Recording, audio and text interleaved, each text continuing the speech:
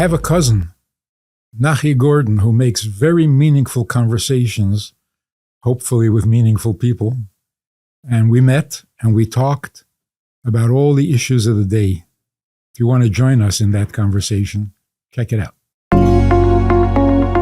You are listening to the Meaningful People Podcast. The podcast featuring our nation's most impactful, influential, and meaningful people. And you've been here before, the world knows Rabbi Manis Friedman, the most popular, most subscribed to rabbi on the internet, primarily on YouTube. And you are a thought leader on all platforms, honestly. So with what's going on in the world, we thought it'd be very valuable to bring you in here and discuss and break it down. Something I remember from our last conversation is that you have a very impressive way of taking complex ideas and breaking it down to make sense for people like me, redheads. So I guess I want to start and just, turn it over to you about what's going on in Eretz Yisrael. We see what's going on ever since October 7th. What comes to your mind? What are your thoughts around it? There are so many angles to it and so many aspects. Like, why do Jews feel guilty? What can we do about that? And what is going on there? And the endlessness of it, on and on again, 70 years and nothing changes. Maybe this time will be different, we're hoping, that. The guilt thing, when you touched upon that, are you referring to why we feel guilty for defending ourselves? There's so many Jews who are self-blaming, like, we must be doing something wrong, or that kind of an attitude. So let's talk about that for a moment. What are the arguments or the accusations? First of all, there's civilians. Oh, the civilians, right? Then there's proportionality, killing too many. And then there's hostages, exchange, releasing. What was it? 1,200 for. It was 1,000 to 1 for Shalit deal, but for this it was 150 for 50. It was 3 to 1 the ratio in this recent exchange. So did you hear that one question that they asked? I heard it on Sky News. I don't know if you heard, but the anchor sort of said to Elion Levy, he said, "Does this mean that Israel doesn't value Palestinian lives because you're releasing 3 to 1, 3 Arabs for 1 Israeli? So you value Israeli lives more valuable to Palestinian than Palestinian lives?" In which he responded with a eyebrow raise, and he said, "We would love to give 1 for 1. We'd love to do 0 for 1. We'd love to do 246 hostages for 1 Arab. This is not what we want to do." Which is a unbelievable question to ask anybody. It's the world is upside down. It's completely. How come you're crying only over the Jewish kids who got killed? What about the Jewish kids are my kids? You cry over yours, I'll cry over mine. The arguments it's absurd. That look on his face was worth everything. Yeah, he became a meme. He got a whole career off that one reaction. His eyebrows hit the ceiling. Yeah, and he's English, so he's "Oh, are you kidding me?" So it sounded a lot better. But you know what? For Jews, you're right. We have this sort of like we go into the public, and I've been to Manhattan since this happened, and there's a lot of people on the internet who comment on our post, comment on your post, the civilian casualties, right? The killing, the proportionality. So halachas, straight up, this is a war, and we live by the Torah, and there's halachas. What do the halachas look like? Right. What is Jewish morality? Because the other stuff is not moral at all. There's nothing moral about it. It's pure nonsense. So let's take a look. Civilians. Are you allowed to kill civilians? Oh, of course not. No, you're not allowed to kill civilians. What's a civilian? Someone who surrenders. Guy surrenders to you, you're not allowed to kill him. Why? He's not a threat anymore. Why should you kill him? But if he didn't surrender, what makes him a civilian? What makes him a non-threat? Because he's not wearing a uniform?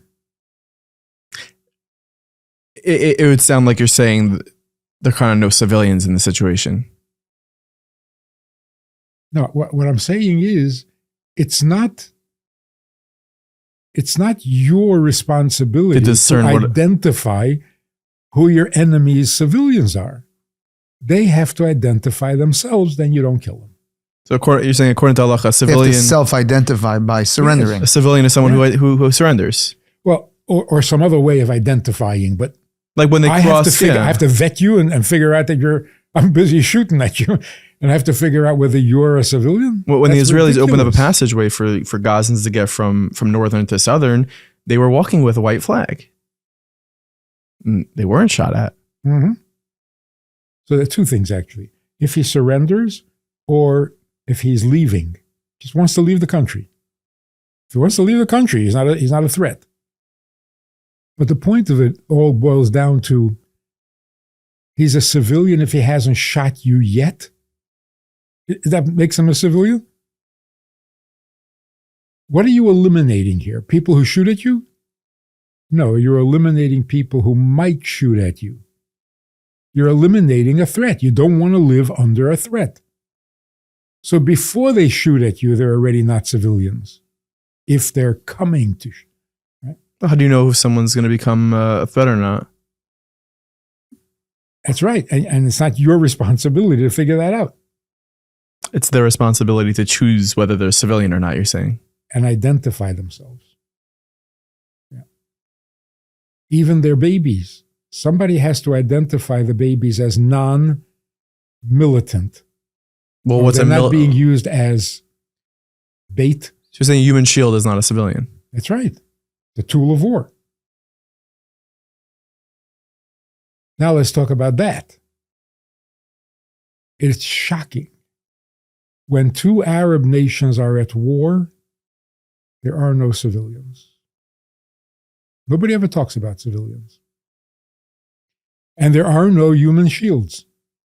Why? Because what would be the point? Only with us, because we keep telling them that we won't shoot civilians, now it pays for them to use civilians as shields. No other nation, no other country ever said, you'll be protected if you hide behind civilians. So they don't hide behind civilians. So it turns out that by saying we won't shoot a civilian, you've put every civilian into danger.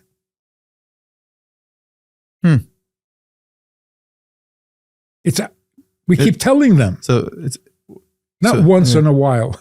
Every time a politician gets up to speak, we are very careful. We go very carefully. We check with the legal system to make sure it's not violating any laws. Oh, good. Now we know what to do. And of course, the same is true with hostages. Two Arab countries are at war. They never take hostages. Why is that? It won't do them any good. It's not an effective strategy. It's not effective. Right. The other country is not going to give back prisoners. Is there, I'm curious, from the Torah lens, is there any halachas pertaining to an exchange of threatening prisoners for innocent lives? Yeah, there's a famous story of Myram of Rottenburg, who was arrested, and they were going to ransom him, and he said no. You put every rabbi in danger all over the world. And is that the correct mahalach? Yes. How many people are going to die? Well, you know, it's terrible what happened, but we do know that Yahweh Sinwar was released in the Gilad Shalit deal, Yes. and he's the mastermind of this attack. So unfortunately, in this situation, from the Shalit deal, we're able to know exactly how many people were killed immediately, which was thousands. So even if you do intend to give everything in exchange for, don't announce it. Don't make it a negotiable deal or becomes a currency. Don't tempt them. It's literally you're tempting them to use. It's incentive to kidnap Jews. Yes. Because they're worth X amount of Arabs. Yeah. All right. So with non-combatants, there is a halachic approach. You don't kill people who are not a threat. Makes so much sense. It's so moral. Nobody gets hurt. But this crazy interpretation that if he's not wearing a uniform, you're not allowed to kill him, which encourages them to. This is not moral. It's childish. It's literally immature. Now, proportionality. Is there such a thing? Well, Israel didn't respond in proportion, meaning we didn't do to them what they did to us. Israel is a real army. They would never do what they did to us in terms of how far they've gone with the atrocities they committed. Oh, but we killed so many more. You know, this episode could be titled "How to Argue with," someone who's on the pro Hamas, and it really isn't even an argument. It's like, just go back to school and learn something. So it's so absurd. So teach us, Rabbi. What does proportionality mean? An eye for an eye. Sounds like, right? Mm-hmm.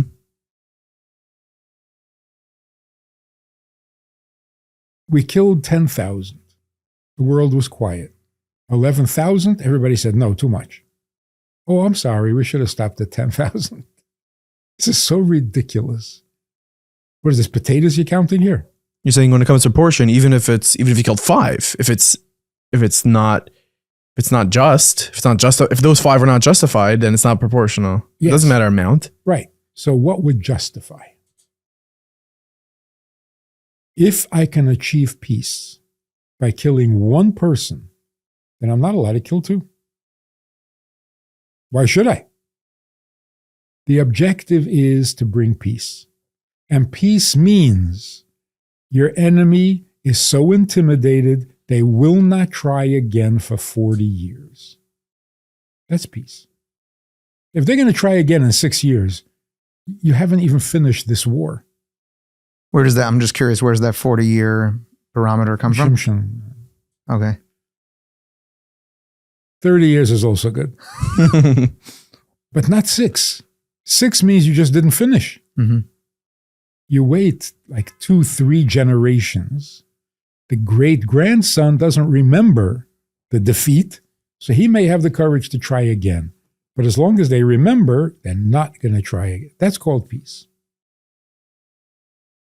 It's a scary thought. Why was there World War II so soon after World War I? Right. With the same people. The Germans. You defeated them just 10 years ago, and they're back at war with the whole world? World War I never finished. Really, you shouldn't even call it 2 wars. 1A, 1B. And why didn't it finish? Because the German army was defeated. The German people never felt the war. There was no fighting in Germany. Without the internet, without the information highway, the Germans could be convinced that they won World War I. How would they know? If the propaganda chief says, we won, and make a parade, they would never know. The riot is sort of World War II. Dresden, they felt it. That's a scary thought. Had they finished World War I, there wouldn't have been World War II. And for us, that means finish the job. There wouldn't have been a Holocaust. Had they finished it. But what does it mean to finish it exactly? Because you can't just carpet bomb Germany. We did. In World War II, you're saying. Right. In other words, you have to defeat the people who create the army, not just the army. If you defeat the army, they'll wait 10 years. The teenagers will become old enough, and they got a new army. New and improved. So you haven't finished. Okay, so proportionality means if you can achieve peace by killing one person, don't kill two. If you achieve peace by killing 1,000, don't kill 1,001. But if you will not achieve peace unless you kill 50,000 and you stop at 40, that is so immoral because the 40 died for nothing. And that's your enemy, 40. And then you've got your own. All those people died for nothing because you didn't achieve peace. So proportionality means if you've achieved peace, stop. Not more, but also not less. And I don't want to conflate for anyone this notion of peace when people have this idea that it's impossible to achieve peace with this particular enemy. Of course, you don't mean peace, negotiated at a table. Peace means the elimination of a threat. Peace means shalom and shalva and sheket. Who came up with this brilliant insight? Well, you make peace only with an enemy. Who do you make peace with? With an enemy. Sure, after you defeat them. Not while they're shooting at you. I mean, the absurdity of these arguments, it's embarrassing to have to even, every Israeli politician, everybody, over and over answering the question, yeah, we are careful, we're very careful, we don't. And it's so degrading to stoop to that level of conversation. Well, they're playing, the public relations war, which they're never going to win. They never won a single bout. So you're saying just why play it? Why? Yeah. Just protect your people. And with what you're saying is that if Hamas, or whether it was Hamas or the PLO, whoever it was at any point, if, like you said, World War I never finished, and certainly over the last 60, 70 years, if these same enemies keep attacking, then they've never been defeated. Yeah. I remember an interview, Meir Kahane was being interviewed. Some news station. And the anchor said to him, let me ask you this question. Imagine you own a house, or you lived in a house, and then you go away for 1,000 years, and other people move in. You come back after 1,000 years and you say, it's mine, get out. How am I supposed to wrap my head around this? And Meir Kahane said, I don't care if you don't. Who are you anyway? You're living in my house. You can't wrap your head around it? Go back to school. We degrade ourselves. Even being these conversations. Yes.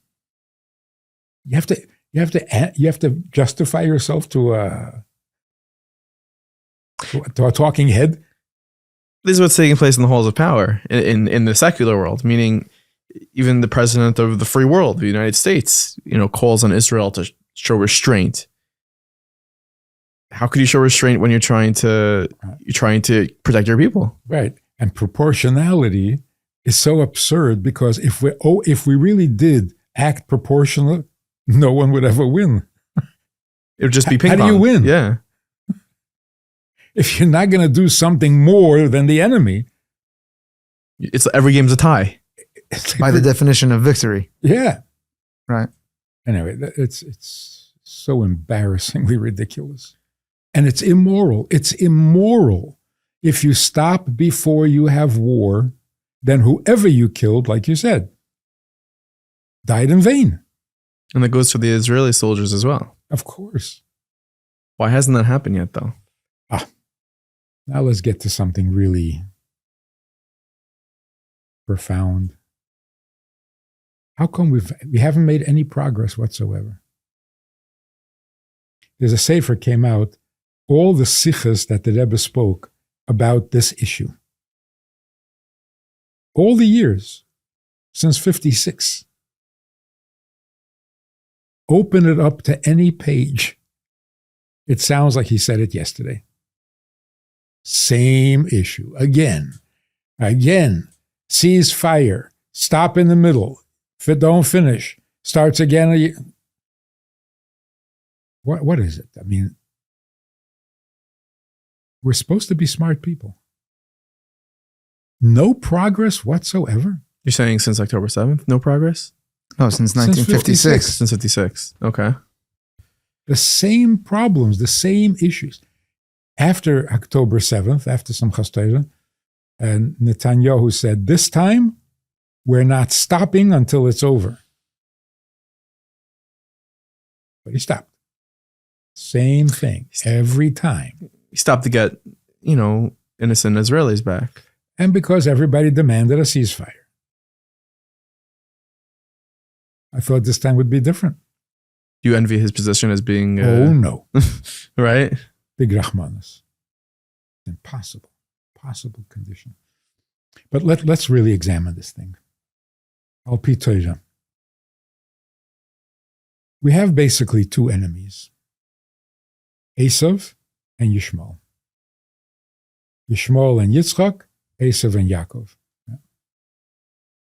In the end, before Mashiach comes, V'olu Mashiach b'har Tzion lishpet es har Esav. Esav has to do tshuva. Yishmael has to do tshuva, and then the world can settle down. So we know that there are 4 Goliaths. But the Arizal says that actually there's a 5th. And that is Golus Yishmael. And that's the hardest of them all because he has a lot of schusim. Yishmael has, first of all, they never got into Avodah Zarah. That's a big one. Mm-hmm. They pray a lot. They're circumcised. They got a lot positive, right? So it's going to be much harder for them to do tshuva. But let's understand the difference between Yishmael and Esav. Esav is a hunter. He lives by the sword, right? That's what Torah says, clearly. Al charbucha tichya, you live by the sword, and he's an ish soda, yedei tzayid. He's a hunter. Interesting thing, hunters love trophies. You kill a bear, you don't destroy the evidence. On the contrary. Put it up on the wall. Yeah, you make a rug out of it, right? You kill a deer, hang it on the wall. The more people see it, the better. What did Rome, who are the descendants of Esav, what did they do when they destroyed the Beis Hamikdash? They took everything they could take with them because they're hunters. And they made a big display, the arch. Right, to show what they did. Esav doesn't want to kill Jews. He wants to abuse them. He wants to be victorious over them. He wants to take everything they have. But then he wants them to be there so that he can say, I beat those guys. If they disappear,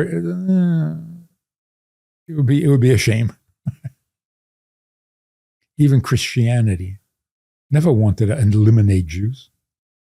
They were never genocidal because that would not be their victory if they can convert them all. Right. Yishmael is very different. Yishmael is not a hunter. What does it say about Yishmael? Pera Odom. He pretends to be an Odom. He likes to put up a good, he's hospitable, he's kind, he's generous, but if you don't accept his generosity, he'll kill you. But he's not out to kill. Why? Because between Yishmael and Yitzchak, the issue was not who gets to have Olam Hazeh and who gets to have Olam Haba. That was between Yaakov and Esav. Between Yishmael and Yitzchak, the question was who inherits. The whole issue is inheritance. That explains everything. If there is one Jewish child anywhere in the world, he inherits Eretz Yisrael. If it's an inheritance, you don't have to be of an adult. A baby inherits. And it doesn't have to do anything to inherit. If you are the heir, you inherit. The land is Avraham's land. Everybody agrees. Now the question is, who inherits Avraham's land? So what does it say in the Torah? Ki b'Yitzchak. Ki lo yirash ben ha'oma hazes im beni im Yitzchak. Okay, that was a declaration of war. Oh boy. I am not going to inherit. To Esav, attacking Jews is a challenge. To Yishmael, the existence of Jews is a threat. Sounds like it's like a family fight over inheritance. But look at how now everything makes so much sense. Israel says, shouldn't, but does, we'll give you the West Bank, we'll give you Gush Katif, we'll give you your own state. It's not good enough. Not good enough. You can't give me my inheritance. And like if we think about why did, Yasser Arafat during Bill Clinton's, presidency, why did he turn down, was it Oslo, right? The Oslo Accords. Why did he turn down? It doesn't make sense. He was giving him majority of what we know of the old city even. The Barak. Yeah. He was giving him all of it. And he said no. It's epigenetics, perhaps. It's going back to it's an insult. You're giving me my land? And you're the tzaddik? Even I'll fight you for it. I will win and I will capture the land. No. I don't capture my land. So it's not about the land. It's about who, not about what. Who is the heir? We'll be right back to this episode, everybody. But first, a word from our friends at Town Appliance. I was having a conversation with someone the other day and they said, so back in 1976, I was taking care of, I said, 1976? That's 3 years before Town Appliance came to the scene and took over the appliance world, because they have been doing their incredible work ever since 1979. And it's that season where we're using those ovens, we're using those deep fryers, we're using those dishwashers. Who has a deep fryer in the house? That's erroneous. Do you? I'm curious. Anyways, if you do, you probably got it from Town Appliance. Town Appliance is the go-to place when it comes to all appliances. And not only is it simple as going on their website and seeing what they have, seeing what they sell. My sister-in-law, she ended up on the phone with Town Appliance the other day. And she told them, hey, can you help me out? And they're like, totally, sure. And she said, by the way, I heard you on Meaningful People podcast. And they said, so many people have told us that. We are so happy that we're partners with them. And I am so happy that I'm partners with Town Appliance, because they are number one at what they do. So make sure to reach out at townappliance.com or hit the link in the show notes of this episode. You can message them on WhatsApp. How cool is that? Message them on WhatsApp. Say, hey, by the way, looking for a new appliance. Maybe it's a fridge, dishwasher, washing machine, whatever it is. Give them a call. Message them on WhatsApp. Go to their website. That is townappliance.com. Arguably the concert of the year, Symphony of the Stars, featuring Benny Friedman, Avram Fried, Ishai Ribo, Shalom Lemmer, Mordechai Shapiro. There's going to be a special guest appearance by Shai Abramson. This is happening very soon, December 16th. It's a Motzei Shabbos at 8:30 p.m. in the United Palace. That's 4140 Broadway, New York. Make sure to get your tickets right now at symphonyofthestars.com.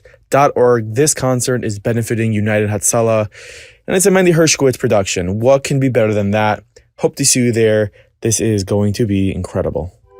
So if what you're saying, following this train of thought, if let's say, Chas v'shalom, the land was controlled by the Palestinians, and the Jews were given the same exact places they have right now, there'd be no war? The Palestinians say, oh, it's ours, and we're letting them live there. There'd be no war? No. Why not?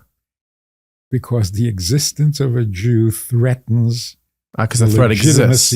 Right. So then they're genocidal people. But now you know why. Well, how do you make peace? Not just for the land. Yeah. Just the principle of the matter. And that's why a single Jewish baby is the enemy. But these ideas are not on the minds of these terrorists when they're committing terror. It makes sense, we're saying, I'll be terror. Superficial people are not always aware of the pneumius of what's going on. But do you think they're acting based on the pneumius? Yeah. Pneumius is what drives everything. Well, I think belief drives everything. What do they believe? And they believe it deeply. That they are the inheritors of Avraham. That Avraham took Yishmael to the Akedah. Really? Yeah. That's what they believe? Yeah. Put your question in the context of just observing Yiddishkeit. Yeah. There's a tremendous amount of Pneumius HaTorah. Is every Yid aware of what they're doing? Are they aware of the yichud, of the shemus that they're doing when they put on their tefillin every morning? It's true. They're not always aware of that. Did the people who went to that song festival realize they were dancing because it was Simchas Torah? Exactly. Wow. Did they understand the Kedoshim that they were? Mm-hmm. People are not always aware of that. We interviewed Yossi Landau last week, and he had said that the people who say, what's going on, Chilul Shabbos, Supernova Festival, these people, when they called the terrorists, they found papers on them that they were going to go as far as Ashdod, in Bati Midrashim in Ashdod. The festival wasn't, I don't know if it was on their map. Those 300 people killed at that festival saved hundreds of other Yidden. Right, but even that, he was being megala something in Chitzonius. What Rabbi Friedman is offering you is that those people that were dancing at the music festival, in Pneumius, they were dancing Simchas Torah. They weren't aware of that. They didn't know what was going on. But their neshamas were dancing. See, unbeknownst. Sure. Yeah. Every action you do is powered. Another getting off the subject a little bit.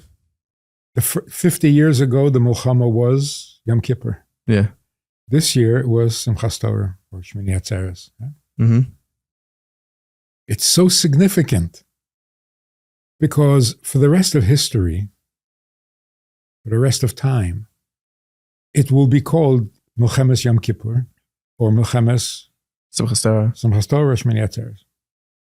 It makes it so clear who are the attackers and who was attacked. In case anybody gets confused, who are the attackers?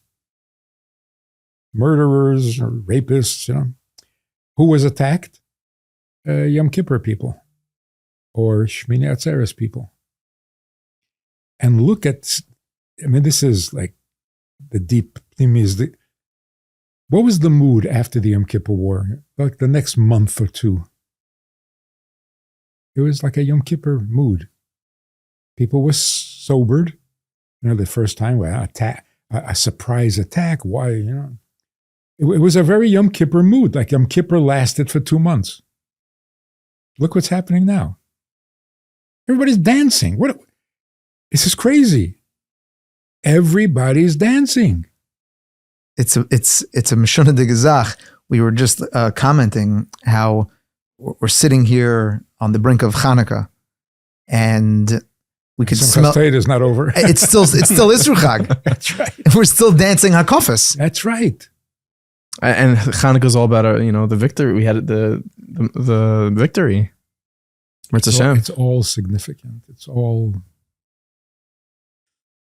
okay. So going back to Yishmael, it makes sense that they don't really want two states. Right. That's an insult. You're going to give me my state when I'm the heir and I'm the right. They don't see civilians among Jews. There are no Jewish civilians. And every baby is the enemy. It makes sense because every baby and every Jew is an inheritor, is an heir, which is the threat. But that also tells us what our reaction should be. Now we understand why offering territory hasn't made anything better, has made it worse. It just emboldens them more. Because it proves, it's insulting. Because it proves that we don't really believe that it's our inheritance. Because if it was your inheritance, why are you giving it away? You're feeling guilty. It plays right into their beliefs. And by the way, if it is an inheritance, and it is, we can't give it away. It's not ours to give. Because, first of all, it belongs to every Jew, not to 5 guys sitting in the Knesset. Mm-hmm. What is that called? The War Cabinet? The War Cabinet? Yeah. But more than that, it belongs to every future Jew. Hasn't even been born yet. It also explains why the Torah mentions it over and over, and it's an inheritance once and for all. Say it to Avraham, and you don't have to repeat it. No.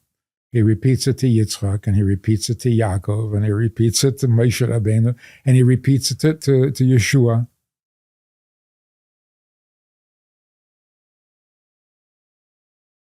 Torah knows our weakness.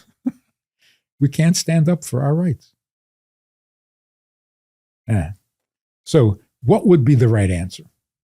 So first of all, it's like a stab in the heart every time an Israeli politician says, we have the right to defend ourselves. It's so pathetic. Every kid in a schoolyard says, I have a right to defend myself. It's just so... It's elementary. Of course you do. And it's not a right, it's an obligation. The whole thing is just pathetic. And then the only democracy... How many times are you going to say that? And will you check and see if it ever got you anywhere? Did it ever do any good to say you're a democracy? Being a democracy in the Middle East is the problem, not the solution. You're living in a religious environment, and you keep telling them how secular you are. What are you thinking? What are you expecting? You know, insanity means doing the same thing and expecting different results. Yeah. So what are you suggesting? Oh. The first thing is we have to tell the world with absolute confidence we are the chosen people. Ki beYitzchak yikara l'chazara v'lo yirash ben ha'oma hazais im b'ni im Yitzchak. Not only because the Torah says so, but because Yishmael, the original, admitted it. When Avraham died, Yishmael came to the Levaya, and Yitzchak went in front. Because he knew Yitzchak is the inheritor. Now his children, so to speak, his ideological children, have to realize the same thing and do tshuva. But our job is to let the world know that Avraham's children, not ideological children, ideologically we're not exactly his children, if you're dancing in that, right? Yeah. But biologically, we are the factual inheritors of this land. So back off. Now, how powerful is that argument? I can imagine people saying, oh, so you think you're the inheritor, so why will that convince anybody? See, that's because you're thinking like Esav. Israel behaves in its war with Yishmael as if it's fighting Esav. Because in Europe, for 2,000 years, we have been fighting Esav.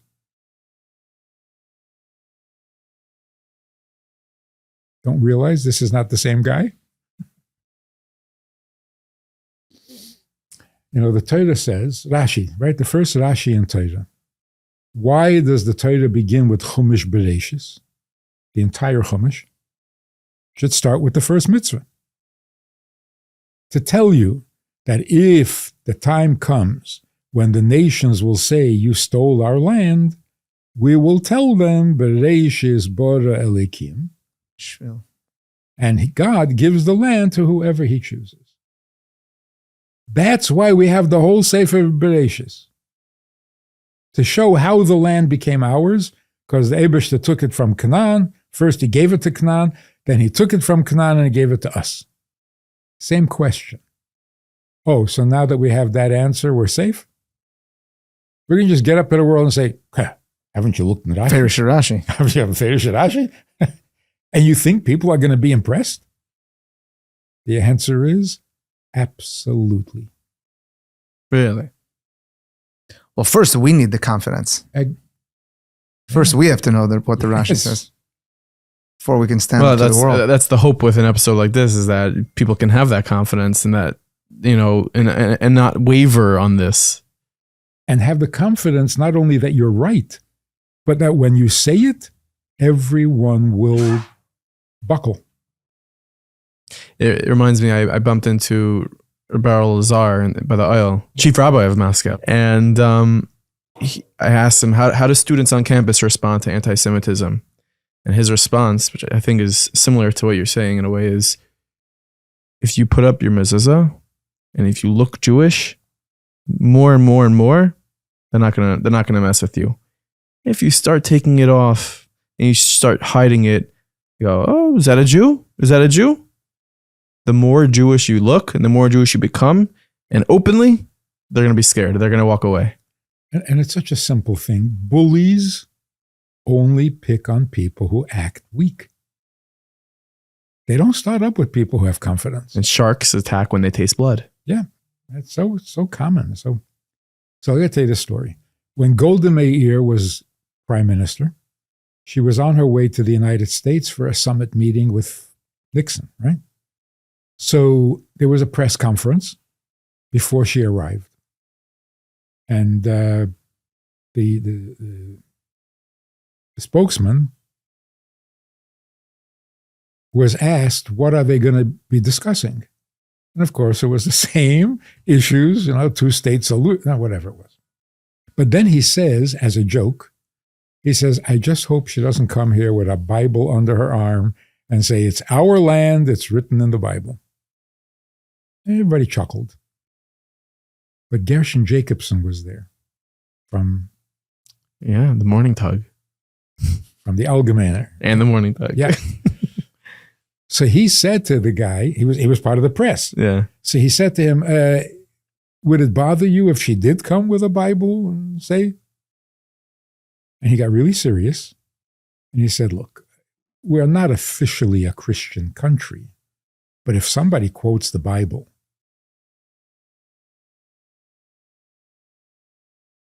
we don't realize this is our strongest weapon? Our entire argument is the strongest weapon. It's not but is the country now the same as it was then? More. I would say the country is right now more lacking religion than it was. Yeah, Christianity. Yeah, but in the Middle East, more. But it seems like America is a big issue here in this war. No? You know what happened? Dinah was raped, kidnapped, and Shimon and Levi go in and wipe out the whole, all the adult male, right? Correctly. And Yaakov says, oh, now the whole country is going to turn against us and they'll all come attack. Nobody came and nobody attacked. Nobody liked Shechem and nobody liked Hamor. Nobody cared. And nobody's letting in. Shver told me a Meir de Gevart. He said first they had everyone get a bris milah before they wiped them out. So he said, why? I think he said from Rabbi Manis Friedman, he said, because if they would have killed out a bunch of goyim, it would have been a big rash. First they made him into Yidden, and they wiped out a bunch of Yidden. No one made it. No one said boo. The world looked the other way. You were stupid enough to do that, But this is the at some point, I don't know if it was in the 70s, the Middle East, maybe after Khomeini took over Iran, the whole place became much more religious. They were moving in a secular direction, and then all of a sudden, I was like, whoa. So for the Muslims, the Torah is holy. They claim we forgot, we don't know anymore. So we'll tell them, we didn't forget anything. This is what it says. Yishmael thinks he inherits. He's not like Esav. So it is the most powerful, the most convincing, because it's emes. Mm-hmm. We'll be right back to this episode of the Meaningful People podcast. First, I mentioned it last week's episode. I want to mention it again. This game has been going crazy in my house. We got Hanukkah parties coming up, and the Kichelet game is on fire. Make sure if you're heading to any of your Judaica stores to pick up this game or go to Amazon and get this game. It is loads of fun, tons of laughter, and the Kichels know from culture, from humor. So it's safe, it's amazing. A lot of fun. Make sure you get your hands on it. Wanted to tell you guys that I am so honored to be spending Pesach with Bordeaux. So I would love to see you there. Make sure that if you're interested, you go to pesachwithbordeaux.com, or you give them a call at 347-699-6120. Amazing group of people. Rabbi Daniel Kalish, I know, will be there. Rabbi Jonathan Rietti, Mordechai Shapiro, Shimi Adar. Pesach with Bordeaux is going to be loads of fun. And I hope to see you there. So give them a call today. Enjoy the rest of this episode. I went to one other story. You probably heard it. On a campus a couple of weeks ago, there was a very nasty pro-Hamas rally. And all the Jewish students were feeling very helpless until one professor, Jewish professor, gets up publicly, and he started screaming, and the police came and arrested him for his own safety. I thought it would start a real riot. The next day, he comes to class to teach. And he is famous for being an atheist. Like, he makes it clear to everyone, like, I am the atheist. Anyway, he comes to class to teach his class, and a student comes over to him and gives him a bouquet of flowers. He says, "What is this?" She said, "I was so proud yesterday when you got up and you said what you said. I just had to get you the flowers." He says, "You're Jewish?" Obviously, she didn't look Jewish. She says, "No." He says, "So what do you mean you were proud?" She says, "It was so good to see the chosen people act like the chosen people." Wow. Punchline is, he said, "Oh, I don't believe that."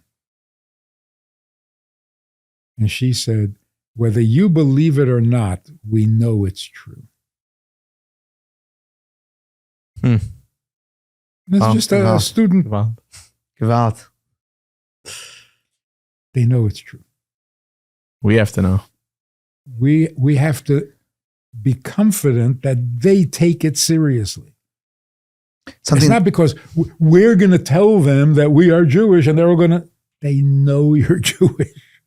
They know it. It's the most established fact of history. That's another thing. If somebody said, "Well, what makes you think you're chosen?" "Oh, you don't know we're chosen? I have nothing more to talk to you about. Go back to kindergarten. I'm not going to debate this with you. You don't know that Jerusalem is the capital of Israel? Then you don't know anything. You shouldn't be part of this conversation." Something you said before I thought was stunning, that in order for the light of Mashiach to be revealed, what that requires is that all of those factions of the Umas Olam, as you mentioned, will do tshuva.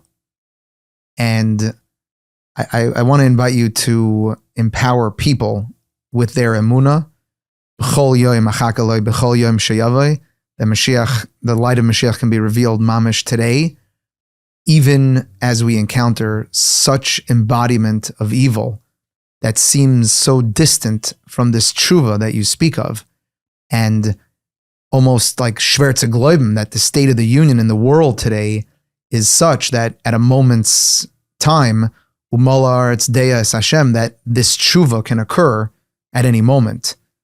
When we see the world in such disrepair and just such disarray, how can that process just occur? I was just having this discussion in Montreal over Shabbos. People are saying, Jews, obviously we don't deserve Mashiach yet.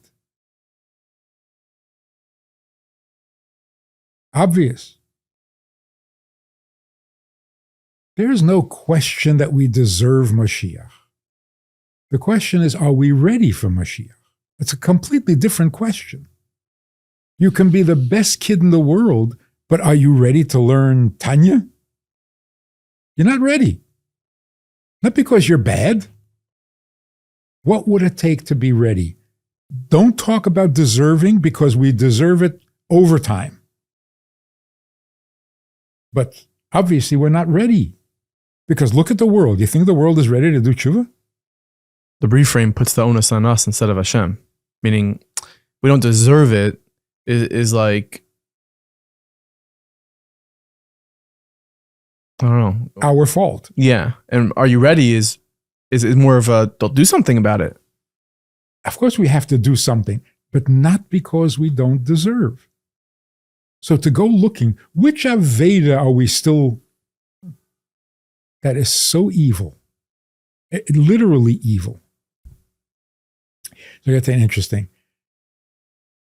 The Baal Shem Tov was speaking to Moshiach.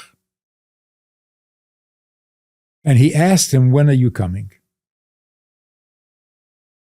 That question was already asked in the times of the Gemara. Rabbi Yeshua ben Levi met Moshiach and said, when are you coming? Exactly the same words. And Mashiach said, Hayom. The day went by and he didn't come.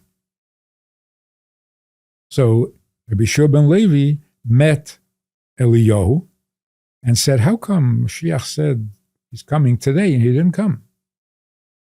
So Eliyahu explained to him, Mashiach was referring to the pasuk, Hayom im b'koilei tishma'u. If you will listen to God, then he'll come today. All right. Now the Baal Shem Tov meets Mashiach and says, when are you coming? Didn't you read the Gemara? You know the answer. It'll be today if you start listening. So why did he ask again? Mm-hmm. The answer must be the Baal Shem Tov was convinced that we are listening. We are fulfilling that condition. Not as good as we used to be? Well, you got to take circumstances into account. Under these circumstances, we are doing exactly. So the question now is, when are you coming? So Mashiach says, when your teachings will become public property, widespread, right? Which teachings? Here's what I think. If a rabbi would meet Mashiach today, what would he ask? When are you coming? The average rabbi would say, what are we doing wrong? Are we talking too much Lashon Hara? Are we not watching our eyes enough? We're on the internet too much? Are we dancing in the streets in Israel on Simchas Torah? What are we doing wrong? The Baal Shem Tov took the opposite approach. Don't. We're not doing anything wrong. When are you coming? And the Mashiach said, when everybody talks like you. Stop blaming Jews and then complain why Mashiach isn't coming. You just condemn them. Wow. So saying that we don't deserve is literally anti-Semitic. Because under the conditions, people say, well, isn't there reward and punishment? Schar and einish? Yeah, schar if you deserve it, and punishment if you deserve it. The fact that there is reward and punishment means we have to get punished? What kind of cheshbon is that? 3,000 years that we haven't heard from Hashem. 3,300. Haven't heard. He spoke to us once. 2,000 years of Golus. It's a million years too long. Right. Unbelievable, inhumane, impossible conditions. And now you come and say, you know why Mashiach is not here? Because you're bad. That is such a chilul Hashem. What you know what we would say here about that? We would say erroneous. Yeah, that's erroneous. Yeah. Shut that down. Zero tolerance. It's so bad. You're making the Eibishter sound like an anti-Semite. He doesn't talk to us for 3,000 years, puts us through the most unimaginable misery, and then he's angry at us because we talk Lashon Hara? And what is the punishment? A massacre of... This is like, how can you be so vicious? And then blame it on Hashem? Oy. It's a beautiful taich in L'kasher Yafutz Ma'anasecha Achutza. Baal Shem Tov was saying, we are ready. Where are you, Mashiach? And Mashiach was answering, when everyone says what you're saying, when everyone is in that position of saying we are ready and Klal Yisrael is ready today, then that'll be the day I'm here. There's a clip of dollars by the Rebbe's dollar line. This very good Jew, very big famous rabbi, says to the Rebbe, I've traveled recently, and I see that Jews in many countries don't have parnasa. Because they don't have kavanah when they say poseach es yadecha in Ashrei. So we need to make a bracha that they should have parnasa. The Rebbe says, wait. Are you for them or against them? You want them to have more parnasa, and you condemn them that they shouldn't have parnasa because they don't have kavanah? Are you for us or against us? What are you doing?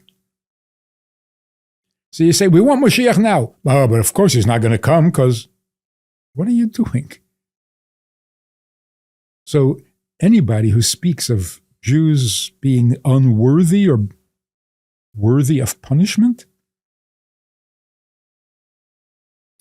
should be defrocked. Does that mean to take their frock off? I don't know how you take a back smicha. Oh. How do you take back smicha?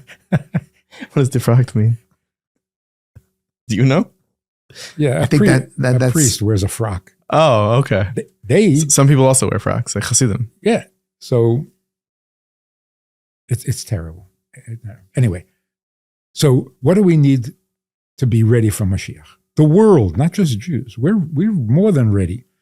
Also, I think when the Rebbe said, we want Mashiach now, some people said, oh, that's chutzpah. What are you saying to the Eibishter? We want Mashiach now? You missed the whole point. We means Eibishter and us. What do you think? Eibishter doesn't want Mashiach? Oh, we want Mashiach. He doesn't? Are you kidding? So the Rebbe is saying, we all want Mashiach, so what's the problem? But who's the Rebbe saying it to? That's like... The Eibishter. We all want... You want it as much as we do. So who's stopping it? What's going on here? So what would it take to be ready? Number one, the most obvious. The world has to be ready to accept leadership. Because Mashiach is a leader, not a miracle person. People have to listen to what he has to say. Is the world ready to listen? Never so ready in all of history. Because ask anyone in the world, who's your leader? We don't have. There's no leaders anymore. Biden is the leader in America. Right. Please bring Mashiach. There's no leader. Religion doesn't lead. Education makes you worse. It's all over. There's no hope anymore. The world is desperate for a leader who makes sense, who says emes, who talks moral. We don't have. So the world is so ready. Number two, morally, godly, what has to happen when Mashiach comes? Everyone is going to become good. Everyone is going to behave himself. That sounds like a miracle. And Mashiach can't be a miracle. Mashiach has to be the world became better. If you need a miracle, it means the world is still rotten. What will it take to make better? There is selfish and there's godly. That's it. I mean, that's the simple breakdown. Am I living for me or am I serving him? It's very simple. Serving him has always been a religious concept. If you're religious, if you're spiritual, if you believe, but if you're normal, serving him is sanity. Serving yourself is insanity, it is depression, it's unhealthy. It boils down to a simple thing. Are you going to live your life needy, or are you going to realize that you are needed? That's it. That's the whole challenge. If you feel needy, you're thinking about yourself. You're devoted to taking care of your needs. You're already depressed. As soon as you start feeling needy, you're already depressed. Life already is not fair. What did I do? And all of a sudden, I have needs. Not my fault. Life stinks. I have to go to school. I have to get a job. Why? What did I do?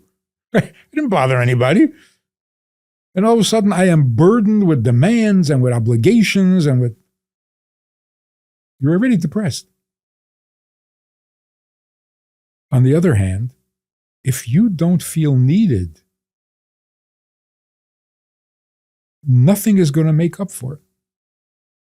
A human being needs to be needed more than he needs to be loved. The emphasis on being loved, love your kids, love your child, that is so not Jewish. Love is not what keeps you alive. Being needed. Because if you're not necessary, then no matter how many people love you, you're not going to hang around. What am I, your entertainment? I actually had this experience with a kid who tried to kill himself. And the minister or the chaplain said to him, "Oh, you mustn't kill yourself. God loves you." And the kid said, "That's stupid." He was only 14. He wasn't exactly articulate. But he was right. That's stupid. I'm killing myself because why not? I'm not necessary. Nobody needs me. Oh, but I shouldn't kill myself because God loves me. What am I, his pet? You can't tell a human being, hang around so that someone can love you. That's good for a gerbil. Nobody needs a gerbil. But if you're cute, that is so depressing, right? What has happened in the world in the last month? Even in Israel. Before Simchas Torah, people were out in the streets marching. In Tel Aviv. What were they marching? They needed something to go their way. They wanted the Supreme Court to, my way, my way, my way, my way. The country was torn apart over people's opinion and people's need. Overnight, that changed. Look at what's happening. It's so clear. People are not thinking about themselves at all. They're in the streets marching for a cause. And when you see these pictures of thousands of people in the streets, don't they have a job? Don't they have a house? Go home and make dinner or something. For hours and hours marching and screaming and carrying the... For what? And this is in London. And what are they marching for? Palestinians. What is going on here? Yeah, you can say they're wrong, they're bad, they don't understand. Where is this selflessness coming from? Why do you care what's happening in Australia? You're upset because of what's going on. The world has now discovered, I need to do something necessary. I need to be part of some, whom can I serve? What needs me? Who needs me? Which cause? Yeah, I can go home and make supper. Not interested. And for the Jews, for sure. We can't think about ourselves. We're too busy thinking, what can we do? People are sending money, people are sending toys, they're not even sure they're necessary. They don't care. We got to do something for. We suddenly have gone from being needy people to being needed. That's ready for Mashiach. Meher V'yameinu. Amen. When's it coming? When everyone adopts this perspective. So we need like It's 15 even million people closer to than launch that. When everybody realizes we just did adopt it. We're doing it and we don't even realize we're doing it. Mm-hmm. You have to be brazenly Jewish. And Jewish means, I heard once, we ask for a lot of different things in Shemona Esrei. We ask for refuah, we ask for bracha, we ask for slicha, we ask for so many different things. But only when it comes to Shuvcha L'Tzion B'Rachamim do we ask for the Eibishter to open our eyes to the Geula. Why don't we ask Hashem to open our eyes to the refuah and to open our eyes to the bracha? And I've heard very beautifully is very often the Geula is right here, ready to be activated. We just have to open our eyes to it. and that's not mystical. It's practical. It's something you could see if you just opened your eyes, right? So the same thing in Kedusha. We say, Eibishter should soon tell us, Hein go'alti eschem achris kivreshes. You know what that means? I did already. Not I'm going to. Hello, I've taken you out. Hello. Hein go'alti eschem. We're not going to notice. Taka says that Mashiach comes behesach hadas. It's going to happen, and we're not even going to know that we. So it's not just it could happen; it's happening, and we're blind. Do you think it's happening right now? Yes. Did you think that 5 The years ago? mood right now. Oh, No. the mood right now is, give me a mission. Tell me, give me a job. Tell me who I should be serving. What do I need? Gone, forgotten. Gewalt. Rabbi Manis. Can we end with a Dvar Torah? Please. I think that was one big Dvar Torah, but please. What have we been talking until now? That was current events. Yes. Current Dvar Torahs. This is also current events. Concerning Shmini Atzeres, there's the famous story that the ger, or the potential ger, came to Hillel and said, I will convert if you give me the whole Torah on regel achas, which we understand to mean standing on one foot. There's a much deeper taich. I think it comes from the Ruzhiner Rebbe. He says, we all know there are sholish regolim, 3 legs. There are sholish regolim. Pesach, we came out of Mitzrayim. Shavuos, we received the Torah. Sukkos, traveled for 40 years in the Midbar, right? This guy came and said, okay, that I understand, but what is the regel achas? The regel that is not part of the shalish regolim. It's regel bifnei atzma. Shmini Atzeres. And his question is, what happened on Shmini Atzeres? Why is it a chag?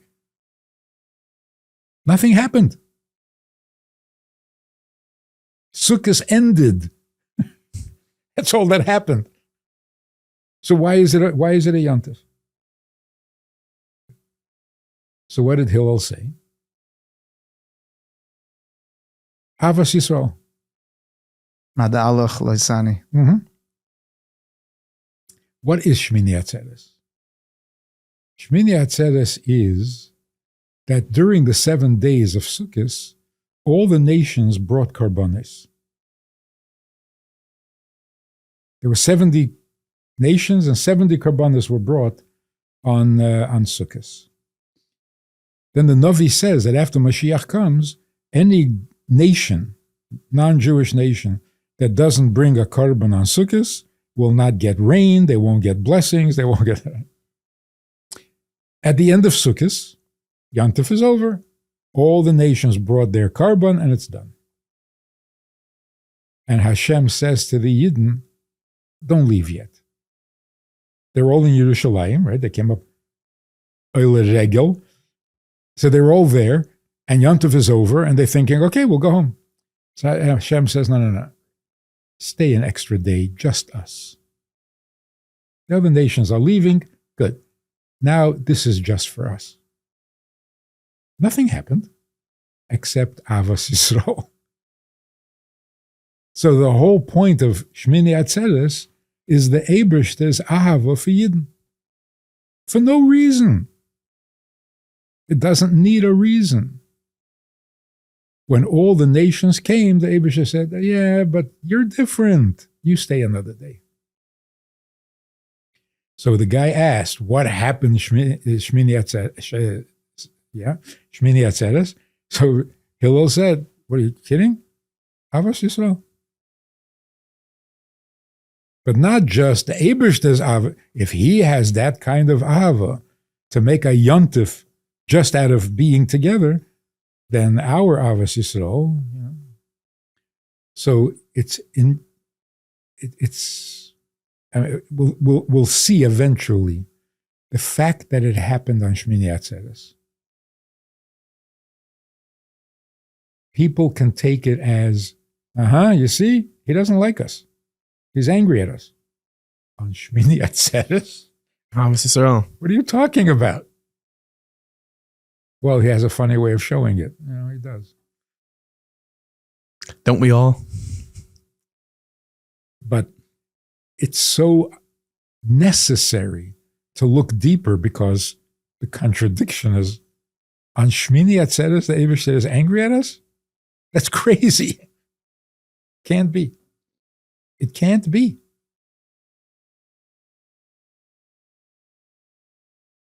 What did they do there at that festival,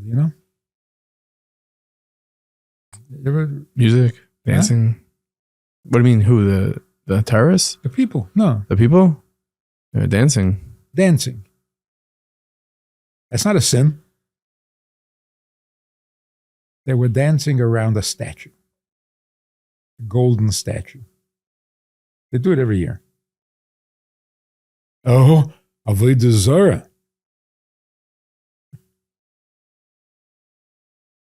These are not people worshiping an idol. These are secular people. They go there to get drunk and have fun. What's with the statue? It's a joke. It's a joke. They're ridiculing it. It's like a parody on idolatry. So people say, "Oh, it's like the Egel Hazov." It was the tikkun for the Egel Hazov. When you make fun Make of it a gelechter. when you make fun of Avodah Zarah, you destroy it.